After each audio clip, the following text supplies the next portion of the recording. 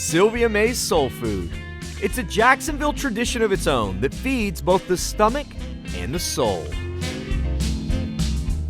Tucked inside this small dining room and kitchen, you'll find a woman with one of the biggest hearts and smiles in Texas. You know, it's like you've been at grandma's house. Yeah. Anybody come through that door, you welcome them in. Baby, come on, sit down and eat. I love to feed people. I love to see people excited, be able to, enjoy it. Absolutely.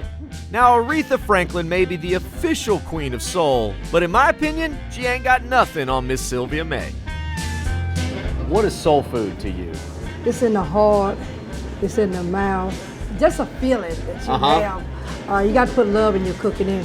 And when you're cooking, you're always humming or singing some kind of gospel song to make sure it's smelling right. You know what I mean?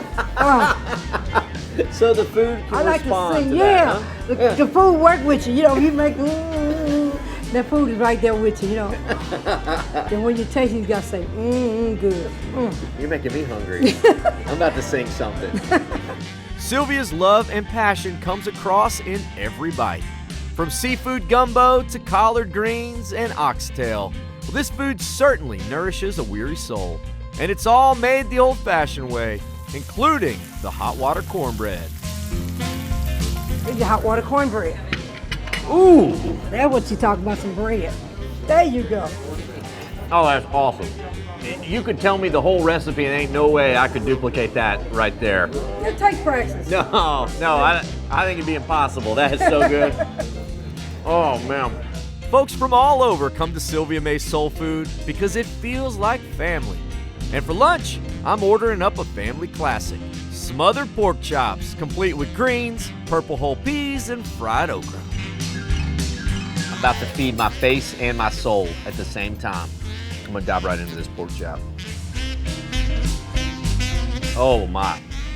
Rich, savory, just the perfect amount of salt and fat. The crust is underneath there, but it's been sitting in that gravy for so long that it is just this mushy glaze going all the way around the pork chop. You barely even need a fork, just pull it apart. I mean, let's be honest, you don't really even need teeth to eat this. Soul food rules. Louisiana type hot sauce right there. That goes in your peas. Pepper sauce, like this right here, basically pepper infused vinegar, that goes in your greens.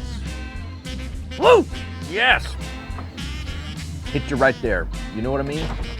Right there in the soul. In the soul. There's a reason this is called soul food. Because it's good for your soul. It takes you back to grandma's cooking.